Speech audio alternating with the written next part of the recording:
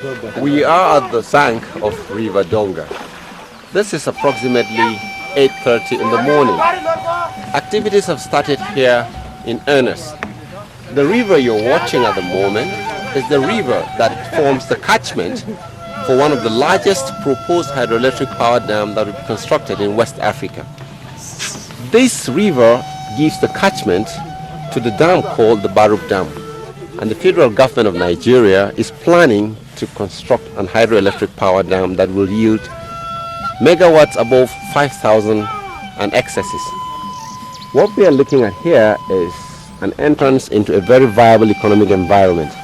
The lorry we are watching being crossed now has some plantains and some vegetables meant for the markets on the Mambila Plateau.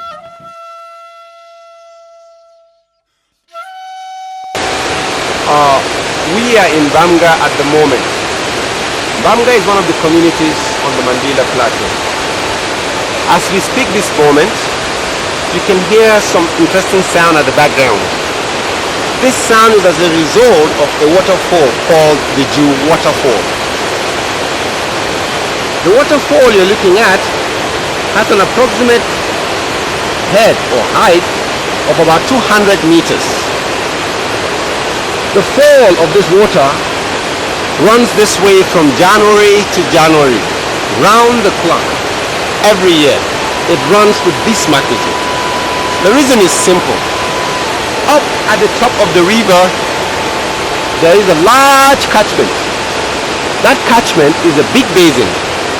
It gets water from about 5, 6, 7 different distributaries and put it together in a large basin, so that even when the year goes dry, the water is still flowing with this kind of height and speed. This is a tourist excitement. We believe that as we're making progress, in the future, these locations will be made beautiful for tourists to come and see and enjoy.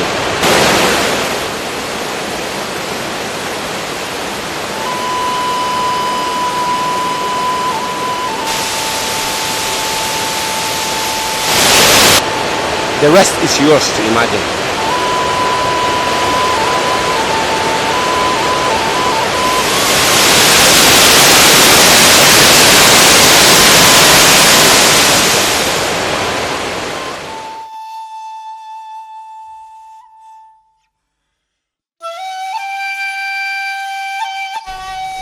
We are sitting at the entrance of one of the legendary caves in Bamga community. And with me is one of the cave guides. His name is Ishaku. This is one of the caves you have on schedule to take us to. How often have you entered into these caves? Well, I've been entering it for so long, and it has been there for long. Our forefathers have been there in terms of war and other things. They enter there, they use their feeding materials, hide there, and other things being kept there. Now, have you ever found something that has interested you before? Something you'd like inside? Yes, yes. Things like these wild animals. We call them rock baggers or stone beefs sometimes. We find them there, or most of the times. What always brings you into this case? What do you come to do here? Okay, because I do hunt. I'm a hunter. So, if you're coming with us, you will never regret being a part of this adventure. So,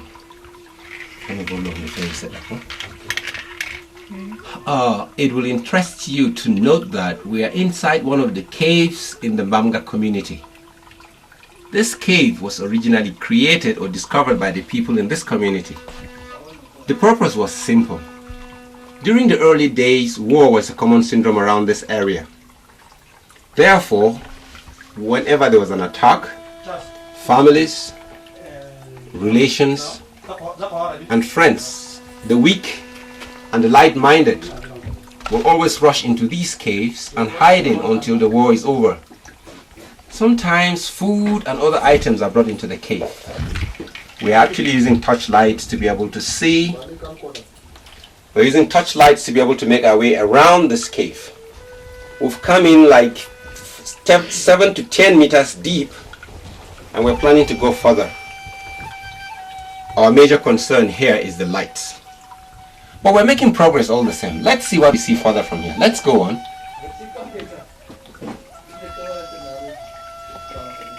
this direction now, we're turning towards an entrance. And sometimes the caves are in such a way that they have outlets where light is allowed to come in. Now, we are also beginning to discover that some of these caves have a natural setting. Some have not actually been built. This way is another entrance into the cave. You can see light coming in from there. Then you come in from that direction also, and you connect down here, and you start making progress. Now there's water running inside this cave. The water is meant to serve as a source of drinking, to kill thirst, to cook, and other things for those who will be living in the cave until the war is over. We're making progress, but we have a huge challenge. Light. We need it as much as we can.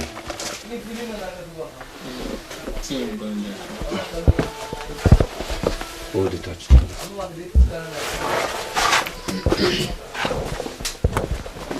Aha! We're making progress. And like I told you, light is a good source here.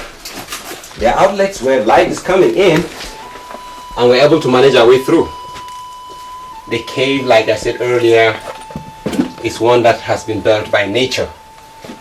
Stones have been arranged in such a way that they create space and allowance for people to walk in head spread, people to crawl in, and some crevices where you can actually store some stuff. And lights are allowed to come in. Yeah. Light is not helping us at all. Light.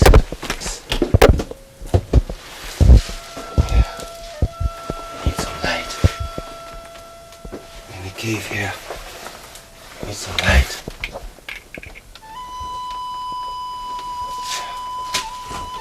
Yeah, what we're not able to see here is leftover of stuff, but there's something whitish at the corner there.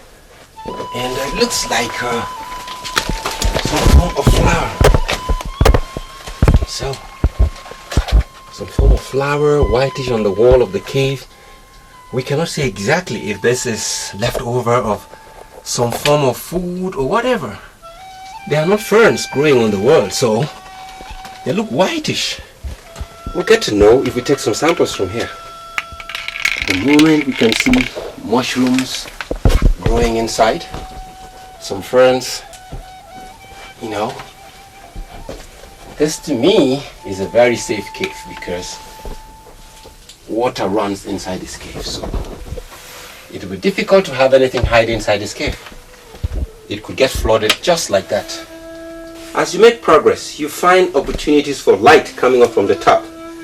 However, if you're on the outside, you will not see these entrances. Light seeps in and gives you a chance to see your way in most of the cases, except for crevices where you might want to hide or put some stuff like this very one, where you'll need an external light to be able to see you through. But otherwise, you have lighting opportunities as you make progress. But if you're on the outside, you will never ever know that someone is down here. This is nature at work. Well, you've been watching some clips of an entrance into a cave in Bamga. Sincerely speaking, I've never gone 6 or 10 feet below. Here we have gone 10 meters below, between rocks, between crevices, under the stones, to see the beauty or the infrastructure of this cave. And every place inside this cave is habitable. I could imagine myself in war times. I'll run in here with speed, you know. But this is a place we need to explore. This is a place we need to see. This is a place the world needs to visit. Just go along with us as we take you through this piece of discoveries, and you will not regret being a part of it.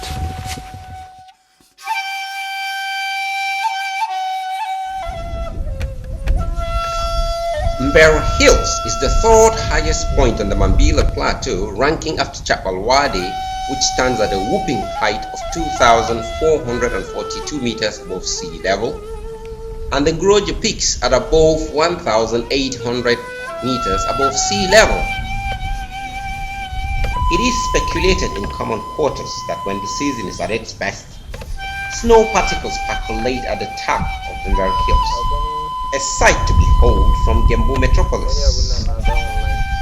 If you ever have a chance to get to the top of the Mambila hills, you will have the privilege of standing on a very, very wide divide. It gives you a cherishing view of the Donga River like never before, winding and meandering between valleys, turning after mountain elbows, and giving you a perspective never seen before.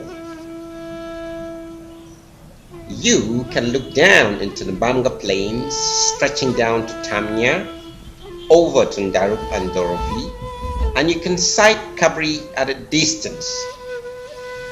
On the other way around, it gives you an opportunity to view the Nguroje peaks from this distance. If you ever have a chance to go there, you will appreciate Mother Nature at its best. Give it a shot someday and you will believe my story.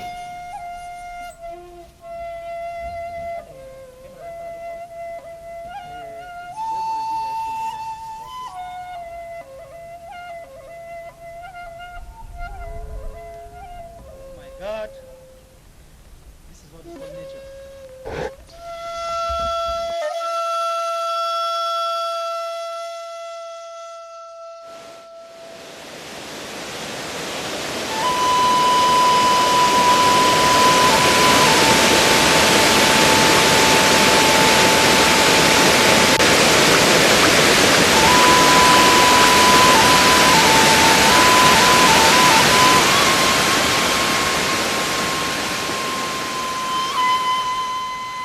Tucked away at the backyard of the residents of the Nyambu metropolis, eastwards is a very, very beautiful waterfall.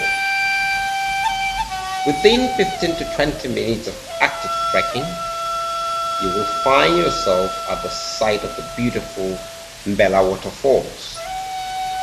It flows so majestic and exhibits itself more to those approaching Gembu from Warwan. It gets its feed from within the Gembu metropolis and flows down into the Donga River.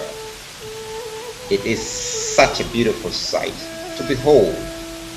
So close, yet so untapped.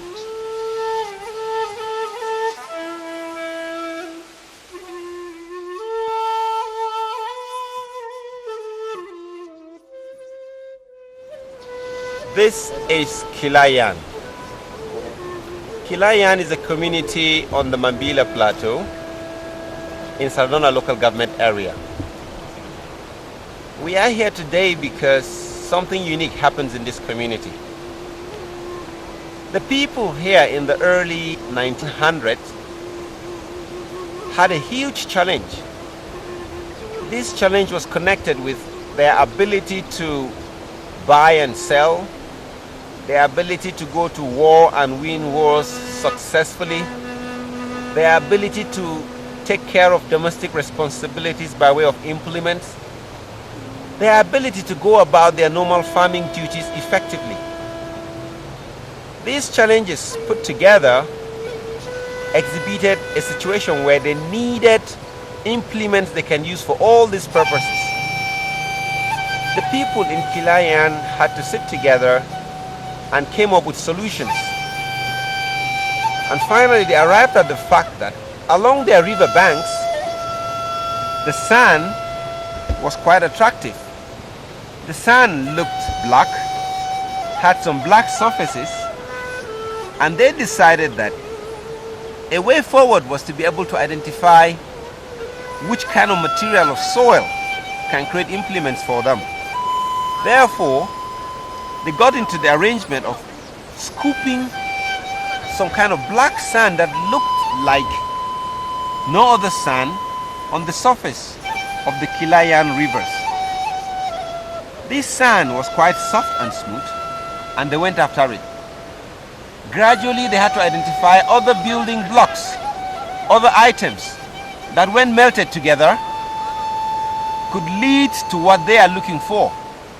They had to get this sand, mixed it with other soils, and together they started a production process.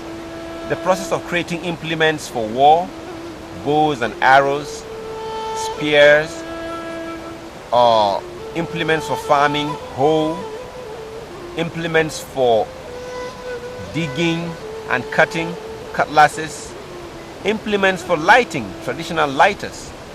By the 1914s, 15 and 16, when the world was experiencing World War I, the people in Kilayan were able to create their own kind of implements from soils around their environment. These hoes were the legal tender, and every family had to stock some. The more number of hoes you had, the more wealth the family had. They used the hoe also to create canyons and gorges. These gorges were in such a way that they protected the communities around. So when warriors came on horseback, these gorges were a little bit covered, so the horses would fall into these gorges, and then the people or the warriors of the Kilayan community will attack these horses. So they created their own local implements, and they took them beyond just regular civilization, but it helped them to win wars, it helped them to create their legal tender, it helped them to create domestic implements, it helped them to create farming implements. Today, the sand is still available on the river banks of the Kilayan River, and then the raw materials for making iron like they used to do is still available.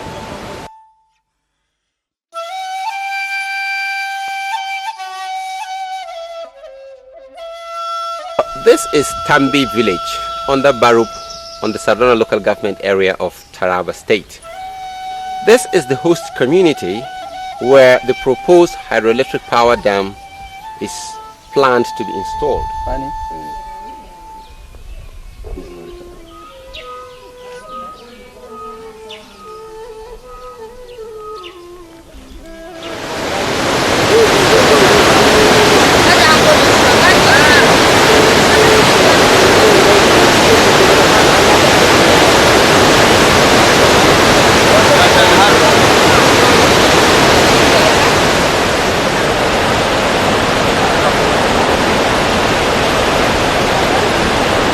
Amazing that you can see some views you've never seen in life before.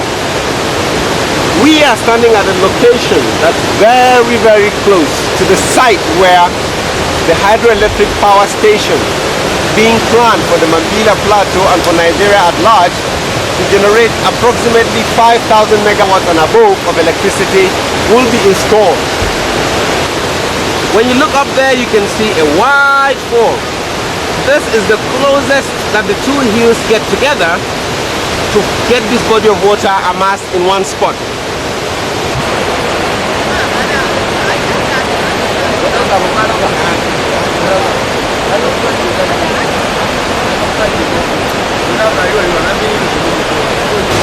This is a location in a community called Tambi.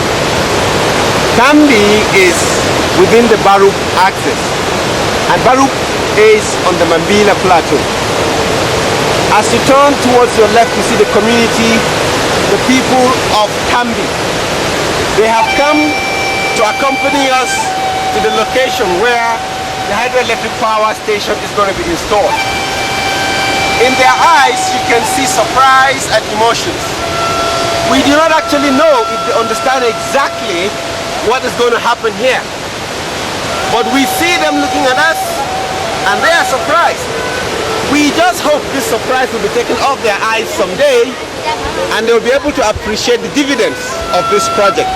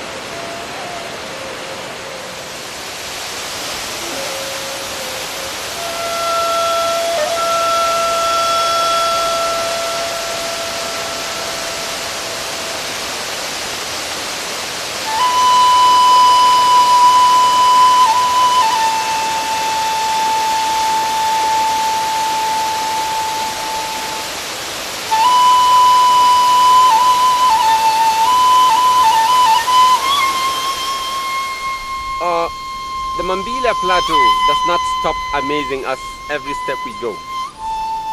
You've watched all the locations we've shown you, but there's one aspect of the Mambila Plateau that we'd like to bring to your notice. This is the plains and the horizons. You can just stand on the Mambila Plateau and look as far as the eye can see. You will see undulated hills dotted all over the place, some hills skipping up behind other hills. Now, these scenic beauties are so healing. If you have some psycho effect and you come around this kind of locations, some people say that because of these undulations, the people around here hardly fall ill. If you're sick here for one day, assuming you were elsewhere, you would have been sick for 1 year. The healing effect is so pronounced that when you look around, you see how nature is unfolding. It's high, the breeze is blowing, the wind is quite peaceful. You can only hear the waterfall behind us making some noise. But the real sense of it, you can see the undulations far and far and far and far further. Plains upon plains upon plains. Imagine running a movie here. Imagine having a resort in this quiet environment where you can come, put your brains together and write. I mean, just imagine it. God has been so nice to the people of Mambila Plateau, and this is what we have to show for it.